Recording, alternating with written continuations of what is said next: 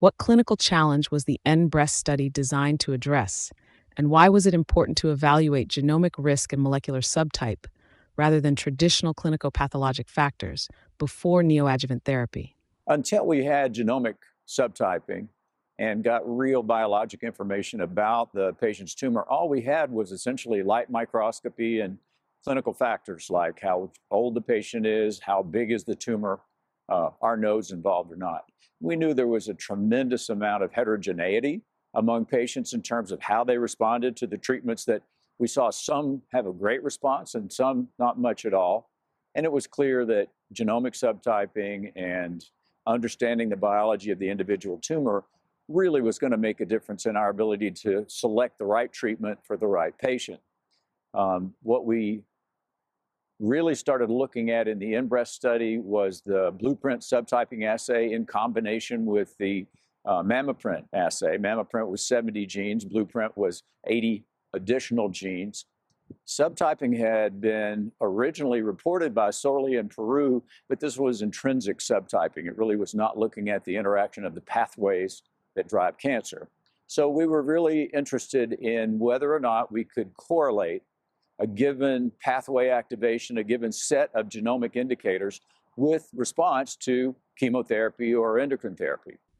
In your NBrST study analysis, how did age and menopausal status compare when genomic risk and molecular subtype were taken into account? Once we took into account genomic subtyping and the biology of the tumor, age of the patient and other clinical factors began to be less and less predictive. In fact, they weren't very predictive at all once we really understood the biology of the individual lesion.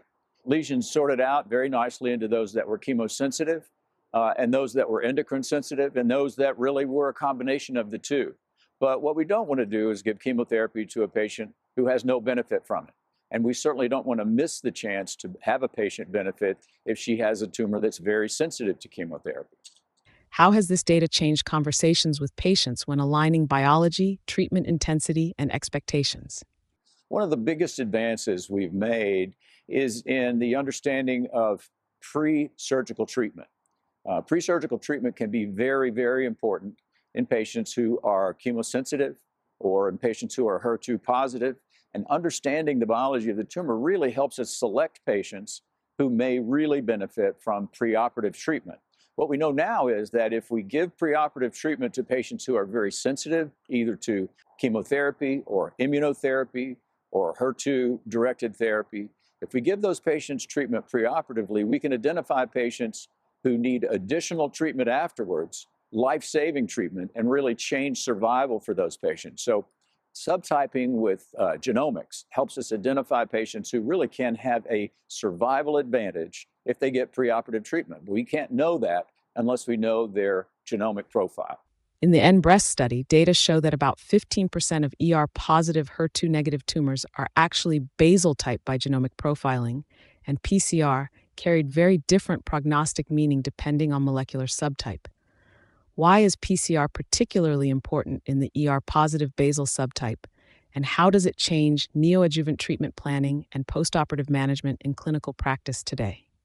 Until we had subtyping with the BluePrint assay, we really had very, very basic biologic information. Was the tumor estrogen receptor positive or negative? Was it HER2 positive or negative? We already knew that patients that were estrogen receptor negative had a much better response to chemotherapy. And we knew that if patients had complete disappearance of their lesion, then in fact their outcome was going to be much better. And identifying those patients became much more important when we understood that patients without a complete pathologic response really needed additional treatment, and we knew what that additional treatment was. There is a recent publication in NPJ Breast Cancer 2026 from Dr. Sonia Reed from FLEX and BEST study cohorts that show double prevalence of ER-positive basal in Black women versus white women. What are the implications of not knowing a tumor's underlying molecular subtype when managing early-stage breast cancer?